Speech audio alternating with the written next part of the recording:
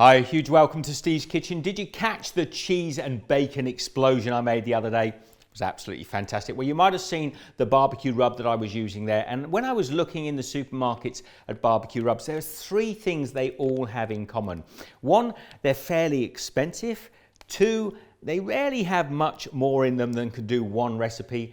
And three, the ingredients are so simple to make yourself for a fraction of the cost. So let me show you my barbecue rub that I make. Now don't forget, if you want to add a little lemon myrtle or rosemary if you're doing lamb, it's very easy, but this is the barbecue rub that you'll start off with. Let me show you.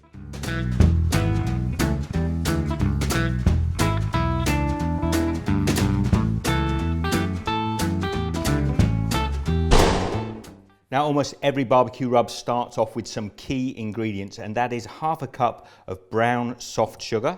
Just going to pop that in there. And half a cup of a smoked paprika. That's a bell pepper or a capsicum powder.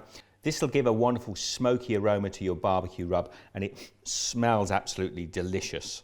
Salt, half a cup of salt. And you're better off to use the finer grain salt. Now, I'm going to be using a tablespoon of white pepper. You can use black pepper if you prefer.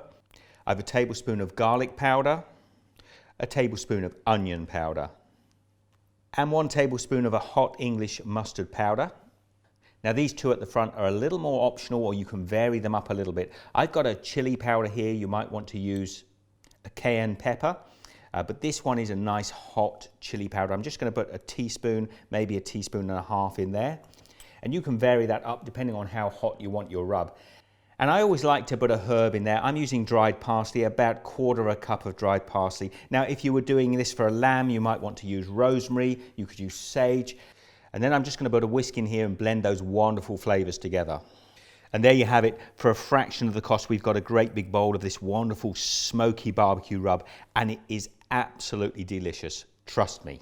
And if you want to store that barbecue rub in a sealed, airtight container, it will last for many months. So there you have it, Steve's Kitchen smoky barbecue rub. I hope you've enjoyed it, and I hope you're going to make it. Get across and have a look at that bacon cheese explosion, by the way, because when I use this on it, it brings it alive. Please share the love, give this a thumbs up, and I'll see you in the next video. Take care. And I'm going to leave the link to that bacon cheese explosion up there in case you want to check it out, and also to a pumpkin or a mixed spice that I use as well. I'll leave that link there also. Please, comments down below, stay subscribed to the channel. I'll see you next time. I think I've got chili up my nose. Take care, be good.